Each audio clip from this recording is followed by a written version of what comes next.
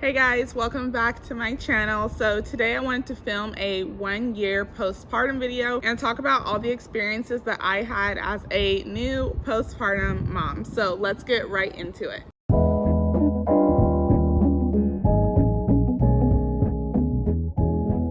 So first I want to talk about, it's officially been 1 year since I had Amina and since my body completely changed.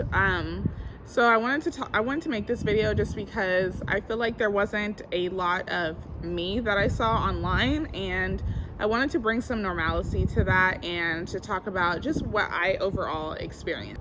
So first I want to talk about my weight gain. So throughout my pregnancy, I gained like 50 pounds or something like that. So my starting pregnancy weight was 155 pounds. And when I gave birth, I was 207 pounds. So that number was really hard to see on the scale. I'm not gonna lie, I was really upset. And as of now, I don't really weigh myself just because of that experience. I feel like it made me feel some type of way about numbers, and I was really self-conscious, even though I was pregnant and everyone's like, oh, you're carrying life, it's fine, it's beautiful. Like, it was just hard to see that number on a scale because I've just never seen myself that big. So that was my heaviest that I've ever been. And I think weight has such a huge thing to do with it because your body, I gained 50 pounds in 9 months. Like, just imagine how that sounds. Like, that's super fast. And that's why, you know, our bodies have stretch marks and our bodies change so quickly, is because of the rapid weight gain. So when I got pregnant, I could fit into a size 6 pants, and now I'm in a size 8. So it's not that big of a difference. And I'm actually at a size, I actually weigh 166 pounds now.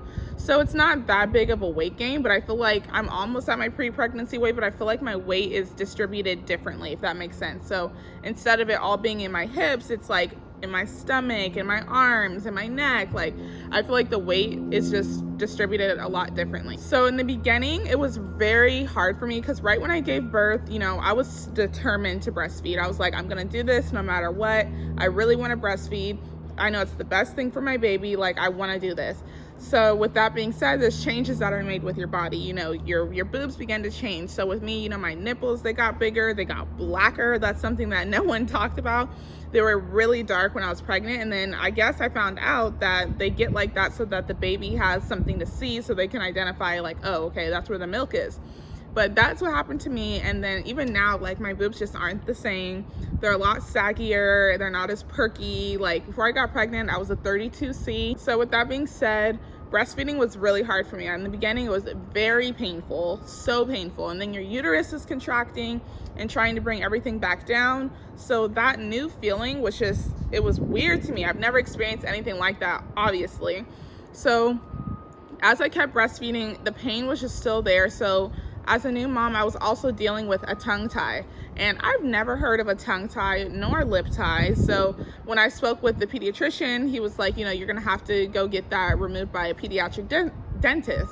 So a pediatric dentist, I haven't even heard of at all either. So I didn't know that was a thing. The pediatric dentist looked at Amina and she lifted up her tongue and she was like, yeah, she has a really bad tongue tie. And this could cause speech delays. This could cause poor latch. It can make your milk supply dip, all of these things. And the process was really expensive. It was $500 just to get the cut.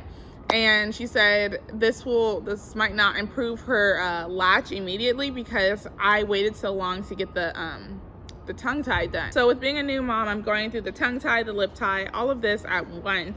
And that was just a lot on my mental health in the beginning, you know. And I feel like moms are so insecure with, you know, how much milk they're producing. Are they producing enough? Are their babies hungry? So I was going through so much in the beginning, and it was just a lot. So being really young, I was looking at myself in the mirror and I was just really frustrated, honestly. And it was hard for me to see because it was like, okay, I'm pregnant. I have this excuse kind of why I look this way and why my stomach was like that.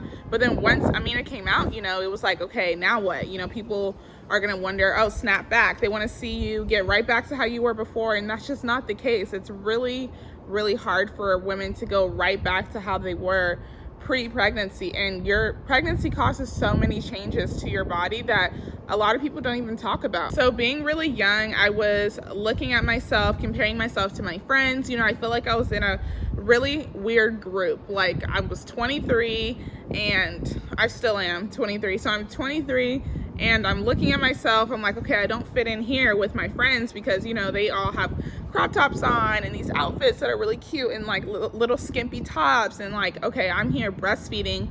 I'm leaking breast milk all over the place.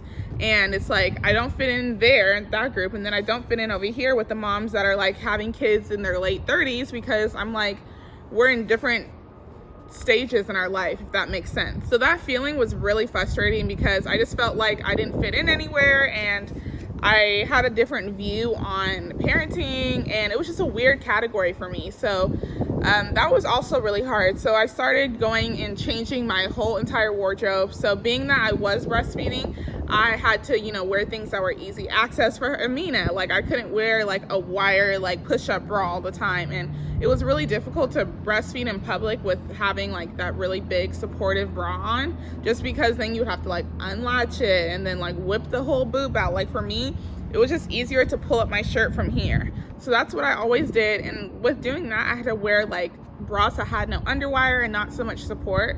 So it wasn't as cute, but it did the job and it was really efficient. And then also with that, like I said, my body changed. So with my body changing, I went from a size 6 jeans to a size 8. So I had to get, a couple pair of jeans, change kind of what my style was, because I felt like, my arms weren't as toned anymore. I had a lot of shirts that like showed my arms, showed my back, and showed my stomach. And now I don't feel like that's me anymore, just because I'm not 100% confident with the way my body looks. And when I work out, I do wear sports bras and things like that, but overall my body's not gonna look how it looked before.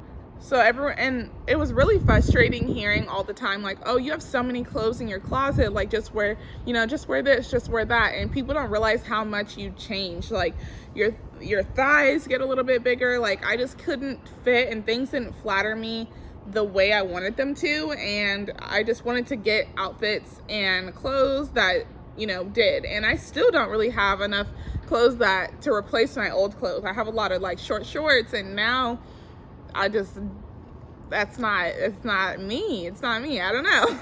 So another transition that I had during postpartum was realizing like, okay, like after being like 3 months in, I was like, okay, I really need a sense of normalcy in my life. I need things to feel normal. And especially with quarantine happening, like when I gave birth, it was January, so quarantine wasn't a thing. And, I was able to go out and eat with her, and it was kind of fun because I was like, got to go back into like my normal life. But then in March, when that quarantine shut down, it was really hard because I was in sweatpants all the time. I was inside of the house with a brand new baby with milk all over me, fluids just everywhere, poop explosions, just diapers galore. My world was flipped 180. It was crazy. Once I felt more comfortable with speaking up and saying how I felt, I had to do things just for me. So I started, talking to Garrett more, like, hey, I need, nights to myself on this day or that day because I really want to do my skincare, or I really want to do my nails, give myself a pedicure, a manicure. So I really like to do those things for myself because it just makes me feel like me again. You know what I mean? Like even though I do have a baby, even though that is my responsibility, I still want to make sure that I'm taking care of myself because I know how important that is. Overall, I would say with postpartum, I found things that I actually enjoyed that I could do alone in my own time. Like, I do like to read now. Like, that's something I never thought I would like, but just having that peace of mind and that quietness, like, oh my God, you guys don't understand like how important that is. Like, you realize being a mom how valuable your free time is. Like, I think it's super important that, you take your long showers if you can, like once a week, twice a week. Like, I'm so used to taking quick showers. I just get in, I'm hurry up, scrub, do my face. And, once or twice a week, I need that like slow, long shower because that's just needed. So overall, that's how I managed to bring myself back to feeling like myself and making myself feel good and confident in my body. And that's working out, doing my face, doing my skincare, and just doing things that make myself happy. And here I want to show you guys kind of what my body looks like right now versus how it looked like before. So I have, you know, some stretch marks on the side of my hips. I have like my belly button is a lot looser now. What else?